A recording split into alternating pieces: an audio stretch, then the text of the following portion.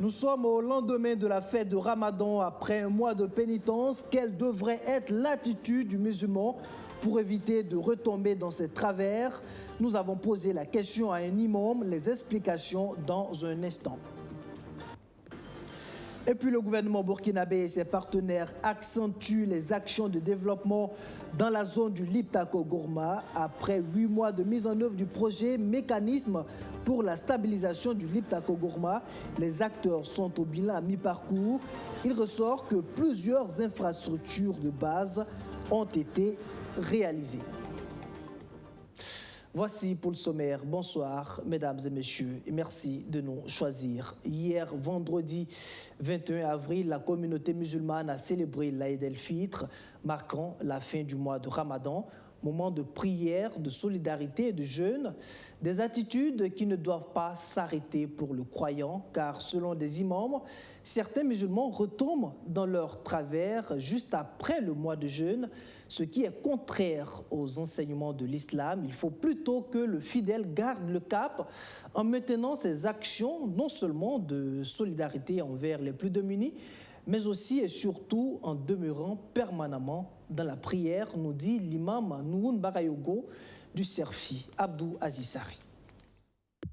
C'est un constat jugé pas normal par le Centre d'études, de recherche et de formation islamique Serfi.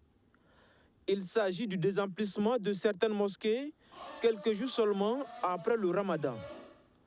De nombreux fidèles musulmans ne répondent plus à l'appel du muezzin comme ils le faisaient si bien durant les 4 dernières semaines du jeûne. Une attitude contraire aux principes de l'islam que l'imam Bakayoko a du mal à expliquer. Ce n'est pas normal, parce qu'effectivement, Ramadan ne doit pas être une parenthèse. Que ce Ramadan, les mosquées soient pleines, que Ramadan, il nous revient aussi comme ça que des fidèles se rangent, que d'ailleurs des interdits clairs, tels que l'alcool, tels que l'adultère, etc., les gens arrivent à se ranger, et qu'après, c'est comme un relâchement. Non, effectivement, on comprend ça par le fait que Ramadan, c'est effectivement un mois de grande ferveur religieuse, et que du reste, le Seigneur Allah subhanahu wa ta'ala nous informe que pendant Ramadan, il fait enchaîner Satan. Donc, il y a comme une plus grande libération des cœurs, aller vers Dieu. Mais en même temps que cela est, ça doit nous donner les moyens de créer en nous une certaine résilience pour pouvoir mieux cheminer vers Dieu, puisqu'on comprend que c'est par là le salut. Pour l'imam du Serfi, il est plus que nécessaire que les fidèles musulmans poursuivent les bonnes pratiques adoptées durant le Ramadan, notamment la perpétuation de la prière et de la solidarité qui les ont guidés durant ce mois de pénitence. Tellement du sucre a circulé, tellement du riz a circulé, tellement des enveloppes ont circulé pendant Ramadan, ça ne devrait pas s'arrêter là.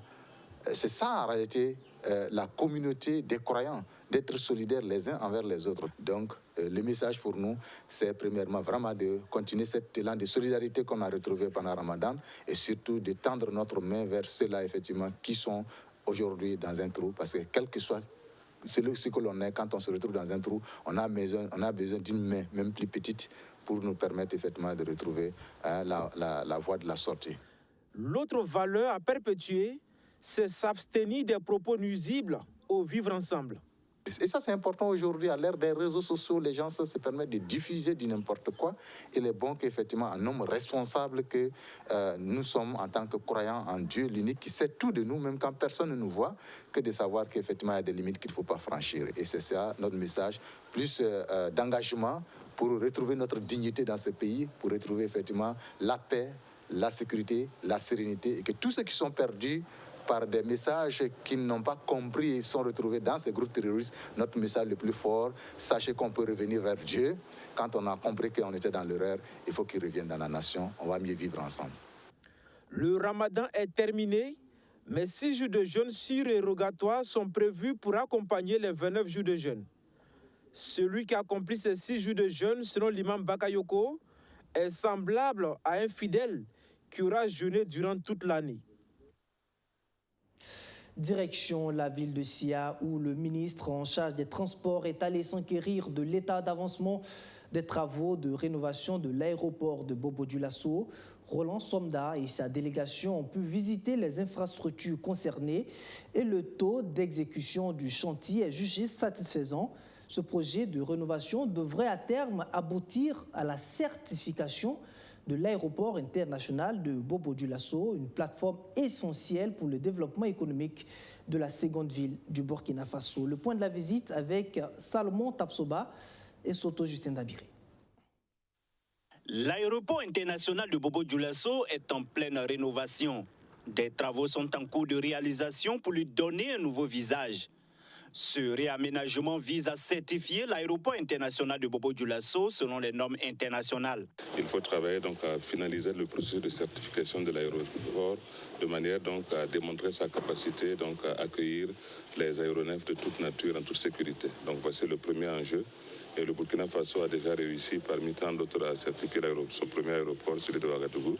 Et donc la prochaine échéance, c'est la certification de l'aéroport international de Bobo-Dioulasso. Les actions à court terme, tout est bouclé. Du côté du gestionnaire, du côté du fournisseur de services de la navigation aérienne, la SECNA article 2, et au niveau des forces de défense et de sécurité. Après sa première visite en janvier 2023, le ministre en charge des Transports est de nouveau à l'aéroport international de Bobo-Dioulasso pour constater l'état d'avancement des travaux. Nous avons pu constater avec satisfaction que les infrastructures existantes sont en pleine rénovation, à l'effet de pouvoir lancer la mise en service en H24, c'est-à-dire en 24 heures sur 24 de l'aéroport international de Bobo-Dioulasso. Nous sommes satisfaits de l'état d'avancement des travaux à ce stade, mais il y a d'autres travaux qui sont à cours avec un niveau de réalisation satisfaisant aussi, à l'effet de pouvoir, à l'échéance d'une année, aboutir à la certification de l'aéroport international de Bobo. La certification de l'aéroport international de Bobo-Dioulasso est une belle opportunité pour les opérateurs économiques et les autorités de la région des Hauts-Bassins. Selon le premier vice-président de la délégation spéciale des Hauts-Bassins, la certification de l'aéroport international de Bobo-Dioulasso va contribuer au développement économique de la région des Hauts-Bassins et partant de tout le Burkina Faso. Et aux côtés du conseil régional, je pense qu'on va travailler ensemble pour pouvoir, n'est-ce pas, faire fructifier ça sur le plan affaires. Parce que tout ça, là, ça se résume aussi à faire rentabiliser les investissements et ça ne peut se faire qu'avec l'accompagnement de la Chambre de commerce et les hommes d'affaires. Donc pour ça, on est résolu à être à côté pour booster les activités. Plusieurs actions ont déjà été réalisées pour certifier l'aéroport international de Bobo-Dioulasso. Les actions à long terme vont, elles, s'étendre jusqu'en fin décembre 2023. Le programme des Nations Unies pour le développement, PNUD, apporte sa contribution à la résilience des populations des zones touchées par l'insécurité au Burkina Faso. C'est à travers le projet Mécanisme pour la stabilisation du Liptako-Gourma. L'institution onusienne veut contribuer à renforcer la présence de l'État dans ces localités du Sahel voisines au Mali et au Niger. Il est aussi question de créer des activités génératrices de revenus pour les populations et d'améliorer leur accès aux infrastructures de base. Le comité de pilotage du dit projet était en conclave à Ouagadougou pour faire le bilan des activités à mi-parcours. Benjamin Kwame. En 8 mois de mise en œuvre, dans les 3 régions que sont le Sahel, le Nord et l'Est, les régions adossées aux frontières du Niger et du Mali, le projet Mécanisme pour la stabilisation de la région du Liptako-Gourma a permis la réalisation de plusieurs infrastructures sociales de base.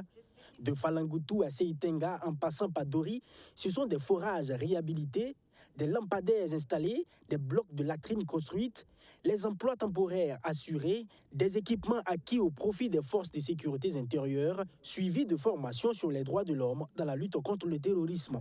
Nous contribuons à la mise en œuvre justement des 4 piliers de ce projet qui vise à renforcer la présence de l'État et également à renforcer la cohésion sociale et en plus le renforcement des infrastructures de base telles que les forages, les dispensaires et tout ça. L'objectif du mécanisme de stabilisation, stabiliser les régions où le mécanisme est en place.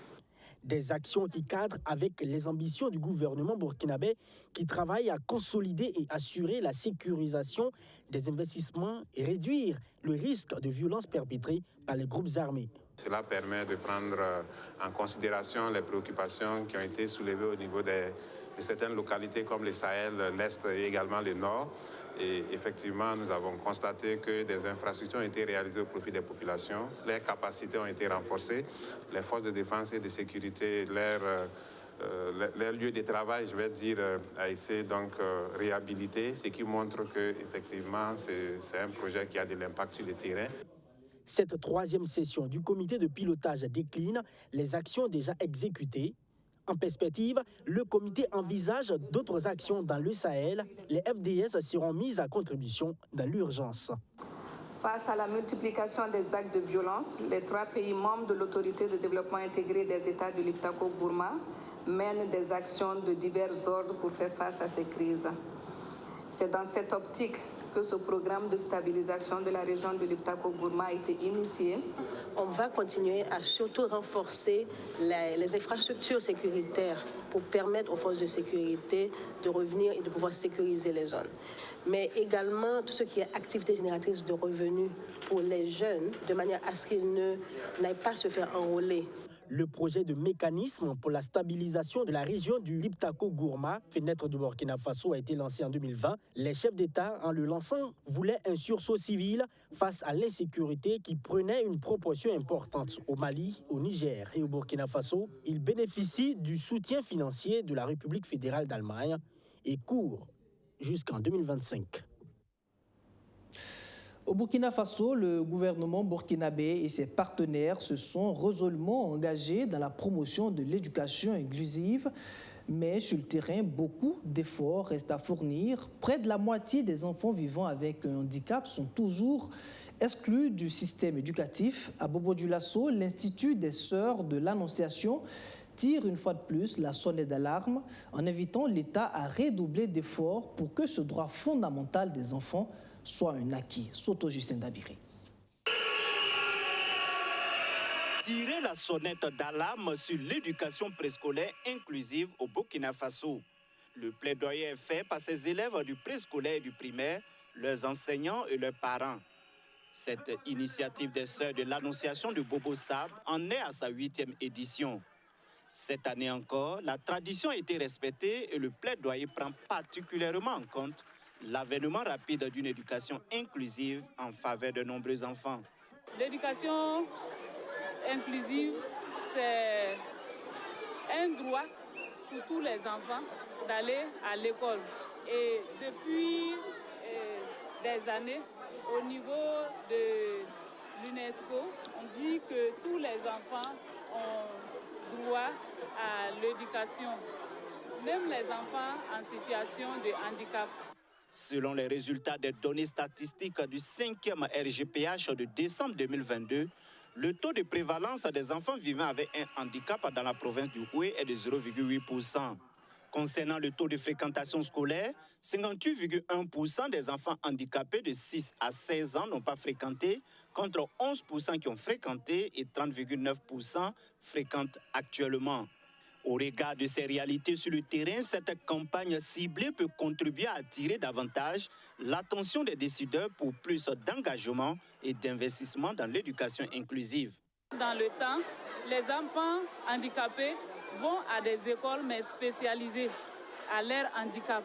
Mais présentement, nous travaillons à ce que ces enfants handicapés fréquentent les mêmes écoles que les enfants dits normaux. Toute l'assistance qui était là, qu'ils comprennent pourquoi nous tirons la sonnette d'alarme, pour que les élèves puissent comprendre et qu'eux-mêmes s'engagent avec nous, que les parents aussi s'engagent et que les autorités de l'éducation puissent s'engager aussi avec nous pour que cette inclusion au niveau de l'école soit une réalité au Burkina Faso et plus particulièrement dans les hauts bassins. L'appel que nous lançons à tous les acteurs de l'éducation, c'est de ne pas mettre des enfants de côté. Ce que nous voulons dire aux parents, c'est ne pas dire qu'un enfant, il a telle situation, il ne doit pas aller à l'école. Quel que soit l'enfant, l'école peut le recevoir. Et l'école essaie de mettre les moyens nécessaires pour pouvoir prendre tous les enfants en charge. À travers des sketchs, des ballets et des poèmes, ces élèves font le plaidoyer auprès des communautés et des autorités pour que les enfants en situation de handicap puissent avoir accès aux mêmes écoles que ceux dits normaux. On reste dans la ville de Sia où la session de formation sur le renforcement des capacités des entreprises semencières a refermé ses portes jeudi dernier. L'atelier qui a duré 4 jours vise à doter les acteurs du monde des semences maraîchères des connaissances solides à même de leur permettre de faire face aux défis auxquels font face les entreprises semencières. Cette formation est issue du projet Save VEG porté par le Centre mondial des légumes World Vegetal Center. Kouka Tomayao et Soto Justin Dabiri. C'est pas une remise d'attestation aux participants que la deuxième session de renforcement des capacités des entreprises sémencières sur la production et le commerce des semences maraîchères a pris fin. Une formation au cours de laquelle les participants ont acquis des connaissances dans des domaines tels que la sélection variétale des semences, le marketing et le commerce des semences maraîchères. Je retiens de cette formation que nous ne pouvons que nous développer que par nous-mêmes. Et cette formation va nous aider à un peu avoir l'aspect goût, production et vente. Également, cette formation va nous aider également à avoir une bonne approche avec les producteurs. Je crois qu'avec cette formation, on aurait des entreprises qui seront aguerries pour pouvoir créer les variétés. Et dans l'optique d'aider la population à avoir vraiment de la bonne qualité de semences pour produire sur leur propre parcelle. Au cours de la formation, les participants ont pu visiter une entreprise sémencière de la ville de Sia. Sur le terrain, ils ont pu toucher du doigt les aspects financiers et techniques de vente. Les apprenants ont eu des cours théoriques en salle. Il était opportun de sortir sur le terrain, aller prendre un exemple de boutique pour qu'ils voient un peu comment est-ce que les emballages sont faits, comment est-ce que c'est présenté et comment est-ce qu'ils font la promotion de leur variété. Le problème que nous rencontrons aujourd'hui, c'est qu'au Burkina, on produit et on ne vend pas par kilo. Si la production que les maraîchers font, si c'est par kilo, en tout cas, ils s'en sortent. Mais aujourd'hui, vous avez un chargement dessous, un budget, il y a des moments que ça coûte 500 000 francs. Il y a des moments 25 000 francs, même on ne paye pas. C'est du problème. Les 4 jours de formation se terminent par une note de satisfaction pour les responsables en charge de la mise en place du projet Save VEG. Et nous sommes très contents des retours des différents participants qui apprécient fortement tous les modules qui ont été dispensés. C'est l'occasion pour nous de remercier les différents formateurs qui n'ont ménagé aucun effort pour être là toute la semaine. Également dire un grand merci aux bailleurs, et à savoir l'Union européenne et le Royaume des Pays-Bas. La coordonnatrice pays du projet Save VEG invite les participants à cette deuxième session de formation à mettre en pratique les notions reçues lors de cette formation. De quoi faire avancer les différentes entreprises et participer à la production de semences de qualité pour les maraîchers.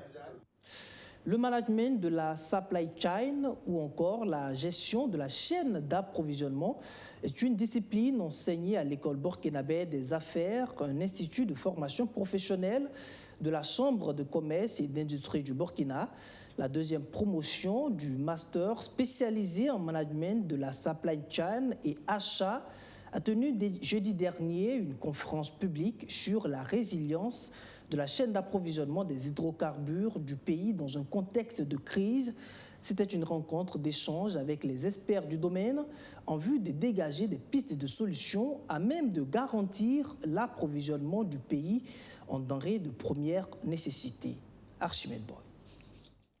La deuxième promotion des étudiants en master supply chain et achat de l'école burkinabé des affaires approfondissent leurs connaissances sur la chaîne d'approvisionnement des hydrocarbures au Burkina Faso, un secteur marqué il y a quelques mois par des pénuries. Ces dernières années, nous avons vécu beaucoup de troubles sanitaires, beaucoup de troubles sécuritaires et qui ont impacté le mode de vie des populations même. Parmi ces impacts-là, il y a eu l'impact lié à la hausse du coût du carburant, à quelques dysfonctionnements sur la distribution des eaux d'hydrocarbures, mais qui sont même allés à un moment jusqu'à une rupture qui inquiétait les populations. Et pour aborder cette question, ils ont choisi des experts du domaine, dont Hippolyte Bassolé, directeur central des opérations de la SONABI, la Société nationale burkinabé d'hydrocarbures, et Noraogo Sawadogo, directeur de la communication et des affaires corporatives du groupe Sodigaz. Pour nous, effectivement, rencontrer les étudiants pour parler effectivement du secteur des hydrocarbures est toujours la bienvenue, car ça permet à ces futurs cadres de mieux maîtriser effectivement le domaine de façon à se prendre la relève sans grande difficulté. Il s'agit d'une situation de résilience. Personne n'a voulu cette situation. Elle est là. Il faut que chaque acteur puisse trouver en tout cas les mécanismes en son sein pour prendre en charge. Parce que tout ça derrière, la seule préoccupation que nous tous nous avons, c'est la satisfaction du client. Cette rencontre tient lieu d'exercice et sera notée dans le bulletin de ces étudiants en Master Supply Chain et Achat, issus de l'École burkinabé des affaires, un institut de la Chambre de commerce et d'industrie du Burkina Faso. Pour finir, rendons-nous dans la région de l'Est où le Conseil supérieur de la communication, CSC, renouvelle ses instances avec un tout nouveau délégué régional. La passation de charges a eu lieu en début de semaine. En plus de ses missions, le nouveau délégué promet de créer un environnement social sain et convivial au sein de la maison. Amadou Diko. C'est lui le nouveau délégué régional de l'Est du Conseil supérieur de la communication CSC. Bandiba Bouraima Cyril Woba prend ainsi officiellement fonction. Il remplace Obissou qui aura passé 3 ans, 10 mois et 27 jours à ce poste. L'attaché de gestion n'est pas un inconnu de la maison. Avant ce poste, il était chef de service des affaires financières et des ressources humaines à la direction régionale de l'Est du CSC. Conscient du fait que l'on ne peut tout faire seul et que c'est ensemble que nous sommes plus forts, je m'engage alors à mettre en œuvre une stratégie d'amélioration de nos relations de travail dans les actions mettant l'homme au centre du tout. Ainsi, sur le plan du management au niveau interne, je souhaite créer un environnement social sain et convivial au sein du service en développant des activités de team building pour une véritable cohésion entre les agents. Avoir une approche horizontale avec tous les membres du service pour éviter tout clivage en impliquant chaque acteur dans la vie de notre structure. Obissou quitte ses fonctions avec le sentiment d'un devoir accompli en dépit du contexte sécuritaire difficile. À tous mes collaborateurs ici présents, à toutes les autorités du CSC et tous les DR, merci pour votre collaboration, pour votre accompagnement. À mon collègue Ouoba Bandiba Bouraima, que j'appelle le tapeur de sable affectueusement, félicitations, bon vent à vous, que Dieu veille sur vous et plein succès dans vos missions. Le nouveau délégué régional, quant à lui, rassure les médias sous sa coupe de sa disponibilité pour relever ensemble les défis de l'heure en matière d'information et de communication. Voilà, c'est ici que prend fin ce journal. Merci de l'avoir suivi. Excellent suite programme sur notre chaîne. Et à très bientôt pour d'autres sessions d'actualité. Si Dieu le veut d'ici là, portez-vous bien. Bonsoir.